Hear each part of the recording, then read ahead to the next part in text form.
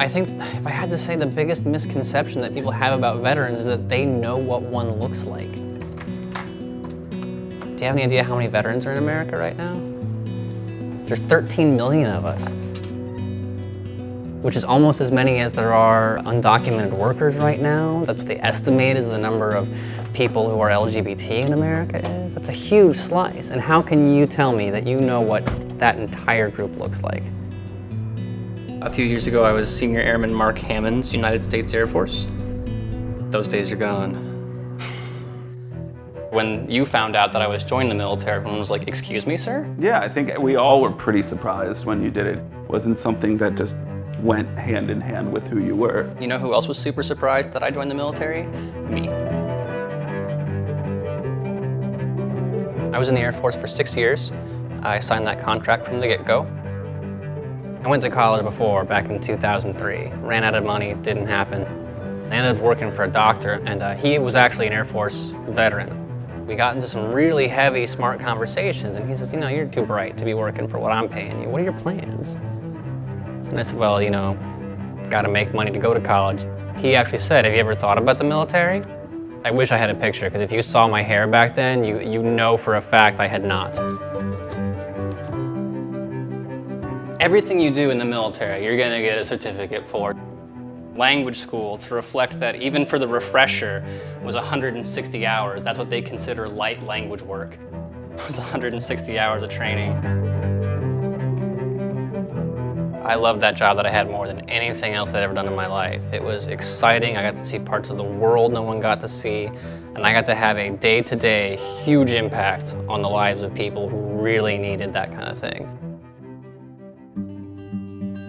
When I came back and Rob noticed, like, "Hey, you're perfectly normal." So I was like, "Yeah, I am, and you know who else is?" Like 99% of everybody who comes back in. It was always my plan to go to college after the Air Force. Getting ready to drive to school for the first day, it was amazing how much it felt like 4th grade again. And you're just like, "Oh my God, I'm gonna be the weird kid because I'm the veteran." I've walked into classrooms and people have been like, "You're the veteran who's here?" The set of expectations is so awful, especially when they're like, "Oh my God, you have a veteran friend," and then they expect like the guy with super broad shoulders who's gung-ho, and they get me, this skinny nerdy dude. I think it's absolutely critical that people understand that veterans aren't what they think. The idea that I can change their mind, whatever it happens to be, I can just open it up a little bit and go, "That guy's a veteran too?" That's exactly what I want, because then they get to see that the veterans aren't what they see only on the news or what they might have seen in a movie. The fact that he's a veteran is not a central part of our relationship. I enjoy talking to him because he's really smart and he has more personal experiences of what things really mean. We're in different parts of our lives. Like, he's been to war, and I went to Illinois once. It's like we were talking about water conservation. I can say, well, I know a thing or two about it because there's little water in Afghanistan. You kind of have to be careful with it. When you're trying to have a discussion in the classroom, the range of personal experiences really allows people to ultimately learn so much more than just reading it in a book or confirming whatever views they already had. Aaron was a huge part of that.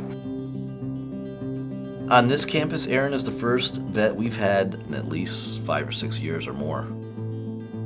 I know firsthand that the experiences they go through in life and in the military are completely different than civilian life, and it's very welcome to see that experience being brought to this campus.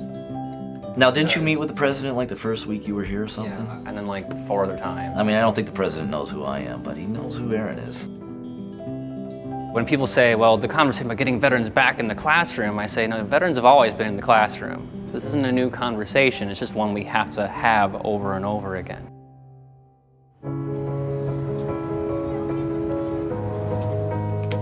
The first time I went to college, you'd have never caught me in a building like this. I wasn't that kind of student. Back then, it was going to college because I was done with high school, and that's what you did next. Now, I realize I've got one shot, right? I have the skills, the discipline, the lack of distractions, and I'm not going to squander it. That's why I'm always down here. I can see an admissions officer sitting in front of 2 packages. One says high school football captain, the other says United States Air Force Staff Sergeant. And my expectation is that this admissions officer has absolutely no idea how to compare these 2 things. I don't know what a staff sergeant did. I don't know what these schools are, why they're important, and now I can't make a choice. If I had to pick a group of people who were capable of dealing with stresses, who've been trained and believe and know how to push through, veterans and soldiers and sailors and Marines and airmen are the #1 people I would pick. Because you know what? We did deal with those stresses. And we handled it. And we came back. And you might need some time to ease back into traffic. But we'll get there. Because we know how to fight, we know how to work, we know how to do it, and we will go the distance. You cannot stop us.